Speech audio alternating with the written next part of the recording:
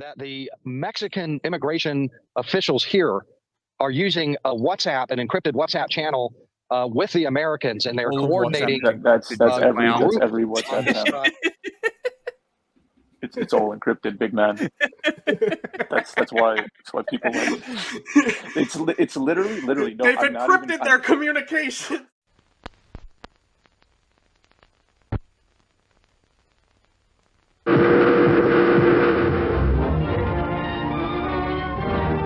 This is the U.S. intelligence agency, Mind Control. Network news, baby. They got a countdown clock on Fox News for Title 42. Is that one of the best things you've ever seen? An examiner. It's fantastic. Texas, and Todd Bensman, a fellow at the Center for Immigration Studies, is right across the border in Matamoros, Mexico. Thanks to the both of you for being here. Todd, we'll begin with you. What are you seeing on the other side of the border there in Mexico, less than 24 hours before Title 42 is set to expire?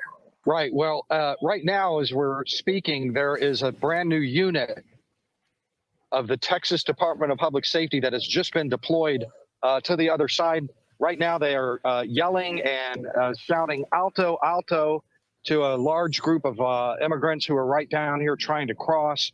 The Department of Public Safety is defending a long row of razor wire, and the question is what would happen if the immigrants actually climbed up and got into contact with them.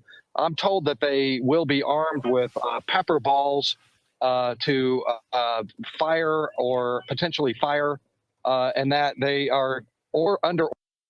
Pretty sure in the background right now you can hear them unloading on people with pepper balls. Like right when he says pepper balls, you hear a like, you can. No, I heard it. You can hear them shooting pepper balls. In the yeah, I heard it. Okay. To others to not let any immigrants up this riverbank, and this comes after just days and even weeks of just thousands of immigrants from this camp, very vast camp here, pouring over the border in coordination between the United States Border Patrol and the Mexican Immigration Service. The U.S. tells Mexico when to let them in. Why it's bad? Because and then they'll apparently apparently children get maimed on the barbed wire, and that's why Biden's policy is cruel. I think that's what I've learned today. And then they'll stop them for a while, and in the meantime, the claymores are taking children's legs right off, and it's cruel that Biden is doing this. Texas DPS is like, yeah, we're not having that. We're going to go ahead and get right in your way. So it'll be interesting to see how that works out. Todd, you were talking about the group of people trying to get crossed, and you can hear them yelling right now. It's 3 o'clock in the morning. Yeah. Is it always this active, just 24/7? Yes, it has been. Do they have to have this much stuff moving on the fucking screen when they do this fucking wide? 24/7. You have immigrants who are showing up at the bus station here, bus after bus, all day, all night, from other parts of Mexico. They're coming to Matamoros, they tell me, because the Biden administration is letting them in. This is the spot where if they can get across, the Biden administration is going to parole them on into, they're not going to 42 them. They're going to parole the majority of them into, New Jersey, New York, Denver, Chicago. They're moving in all over the country, our country. And so it's this incredible enticement and incentivization. But they're blue states. Why do you explaining care? that to me when I ask them, why are you coming here? So it's that's really what's going on here. There are other ones who are in this camp who do not plan to go until they find out after Title 42, which is midnight tonight, whether that's going to continue. So if it does. You hear that? He just said that it's always been 24/7, and there are a few people here that are waiting for Title 42. But as far as that goes, there's just people going right now. Like, they're not waiting for Title 42. Normal procedure. Yeah. Normal everyday sounds like that's me. Sounds like they're just being alarmist. Does continue, you'll see a whole lot more They're telling me that if the Americans are letting them in, they are going in a big group. They're all big mass group. Yeah. I Before we like bring it in, I wanna like follow how up he on- says that he's like, well, these people are saying that Biden is going to let them in, like they have some like sealed and signed paper from like the Oval Office saying that they're going to be let in or some shit. It's like, Well, yeah, this we'll just video take their is word called for it. this video is called "Biden Officials Accused of Coordinating Illegal Immigrant Flows in Mexico." That was so the accusation Prove comes it. from some guy standing on a road in Mexico who talked to some illegal immigrants. They said Biden will let us through right here. Right, that's I've heard this before, that's what the smugglers tell them, so that's what they believe, and then that's what they repeat. Or this guy is just making it up. Well, yeah, it could be that too, I don't and know. this I is didn't where I hear go his back. Spanish, so. Well, this is where I go back to prove it. Yeah. If you're making the accusation, do journalism. Why and don't you have a fucking prove tape it. recorder? Exactly. Prove it. You are fucking Fox News. You are journalists. Prove it. Do your fucking job. Do you hear what they said? This is a 3 a.m. Fox News report. on what you just mentioned in your previous answer. It's 4. It says 4 a.m. ET. You're reporting that Biden officials are literally coordinating with Mexican So it's like officials 1 a.m. to then. let migrants come over to Brownsville, Texas. It's part of a coordinated effort. It seems to me that it's all about optics, not wanting to have too many people crowd at the border at any one particular time in order to facilitate the processing in a more orderly fashion. Walk us through in more detail exactly what you've seen, exactly what you've heard. Okay, hit the pause Yes, well, button. I just Hit the broke the pause story button. yesterday at Usually what happens in these cases is they go and they get processed by like ICE or whoever, and they check them for disease. They ask them, why are you coming to the United States? Do you have like this and this documentation? Do you They have harvest family their who lives here? uteruses. Unfortunately, well, yeah, but it's like the thing that gets me like is from a conservative perspective, right? They always hit like these like common sense border control type shit. Like, what about this disgusts conservatives so much? I'm so confused. Oh, They are racists. yeah. Well, see, it's to scare old people. Yeah, exactly. Oh, awesome, fantastic. Didn't you also hear they're harvesting the uteruses to put into trans people? This is why you have to get rid of transgenderism Is that how they? as well as immigration. This is Bro, how it works. No way. No way. I need you to find something that's gonna say that on a video for me. Did you Surely, just make that up? I did just make that up. Oh Surely my it God. exists, right? Dude, someone's gonna clip that and like post it out of context. It'll be so funny. We will post that.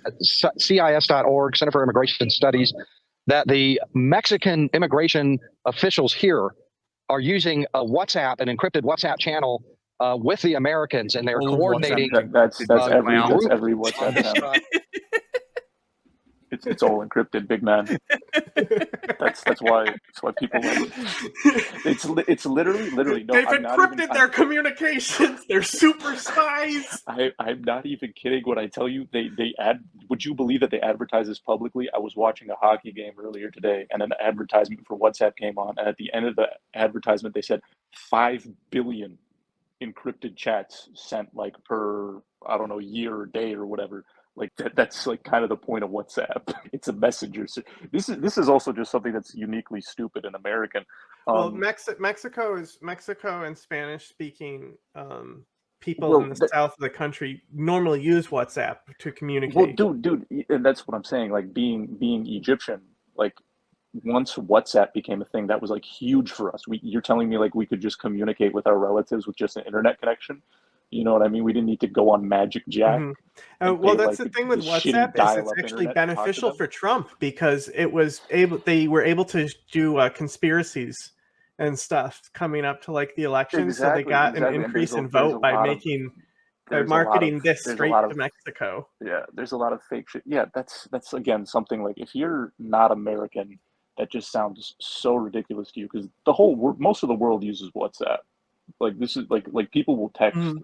Will use WhatsApp to text instead of like whatever text is on their phone because it's easier. You just need to connect to Wi-Fi. You know what I mean? That's just peak. That's just what would you call it, Jack? Premium retard. That's premium retard right there. Who premium retard with a capital R? Like that is so fucking. You dumb. can't say that anymore. That's not very. There's better encrypted messaging apps is my point, right? Signal is a There cloud. is. Yeah, And but And also, WhatsApp is Facebook, and fuck Facebook. No. Grandma is on WhatsApp, so we're using WhatsApp. To swim over to that side. And when enough have gone over, usually 150, 100, 200, then the immigration authorities stop everybody and make them wait until they get a call from the Americans to say, okay, bring the next group. And I watched this happen all day long and all night long until I finally thought, this is strange. And I started asking around, why are you letting them in this way? And 5 different Mexican immigration officers explained, yeah, this is all part of a coordinated effort with the Americans. That is happening. Wow. And it's a bit troubling because, that shows kind of an acquiescence by the Biden administration to the illegal immigrants, to illegal immigration generally, not to block, stop, and deter, but dude, to holy facilitate shit, bro. and accommodate. Look at these, in a look at these, like, dude, look at this. They don't even, like, they're there with literally the clothes on their back, bro. Like, it's so fucking. That's what you'll see is they'll go down to the Rio Grande, and on the other side of the river, they cross the river. They immediately change their clothes, and they have like the garbage bag with them, right? So they have dry clothes in there. So they'll cross the river and change their clothes right away. So they're not like in customs with wet clothes. Because like you could freeze it's to like death if They it's at night in the they desert. surrender to ICE, do they not? They just go in and straight up surrender. Mm-hmm. Yeah. Yeah, no, because like that's the thing. It's like if you're gonna find clips that portray them as like these menacing invaders that are coming across the border, that's like the worst clip you could use. I look at that and I feel bad for them. Like that's shitty. Yeah. That because You you're know? not racist. Yeah, that's way pretty that much is the it. least visible and has the least problematic political optics. Yeah, concerning to say the least with that The reporting, Todd. conservative, just And like I want to go to you now. problematic. It's no secret that El Paso is a disaster right now. We've seen videos, we've seen pictures, we've spoken to people who live there. You were actually with ICE and CBP patrol agents on Tuesdays. I have a friend in El Paso. Maybe I'll call him and ask him if it's a quote unquote disaster. Jeez, man. El Dude, I Paso is I like can't take this shit. El Paso has a serious income inequality problem. It's one of the big cities that like really, and it's because it's a popular crossing point. El Paso is the upper class, like it's like the division of like the white neighborhoods and shit. Like so a wild place. Clearing people out downtown.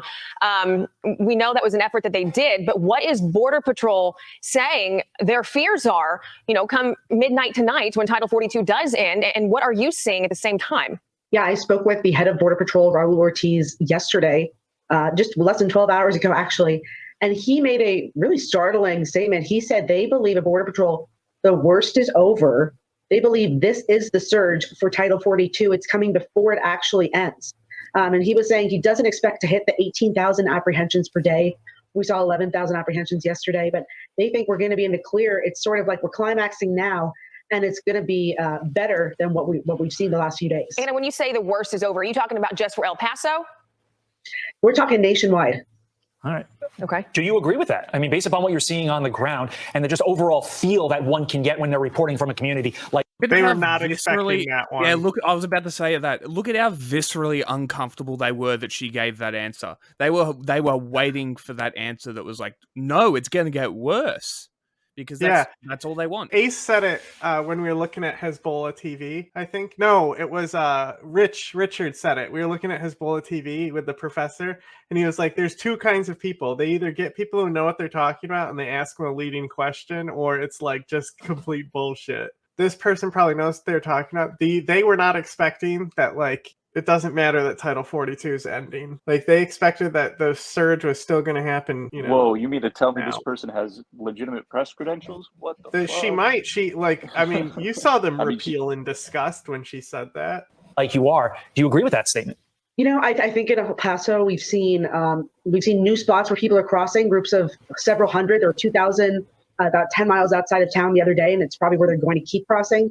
I think there's a rush to get in. I was speaking with Venezuelan migrants yesterday downtown at the church, and they were saying we wanted to get in before Title 42 ends, because then after Title 42, you get arrested at the border, you're banned for 5 years from seeking admission again through the narrative. app. So Bang. for a lot of people, they're trying to beat the clock, which I think we sort of forgot about in the lead up to this.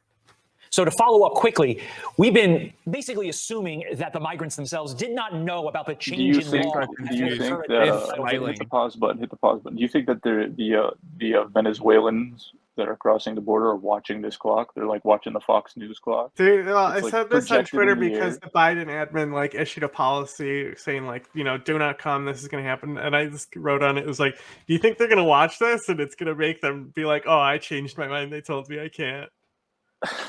Like, what is the point of making this? Like, it's addressed to them. You're basically saying, hey, these migrants know darn well the law and they know how to manipulate it, and that's why maybe they came in advance. Yes, of they're Title all in the 42 same expiring, correct? WhatsApps. You know, I think it's really a mix, right? Because I don't think the average American really understands Title 42 necessarily.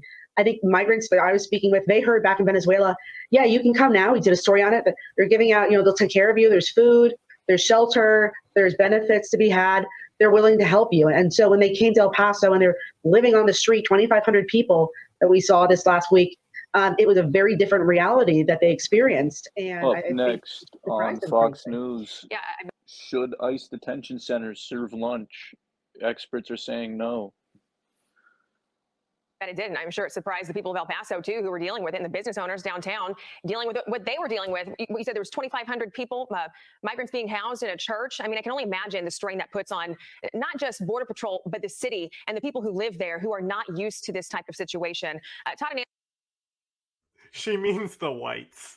They pivoted very quickly. I'm actually impressed in how fast they pivoted. Professional bullshit artists.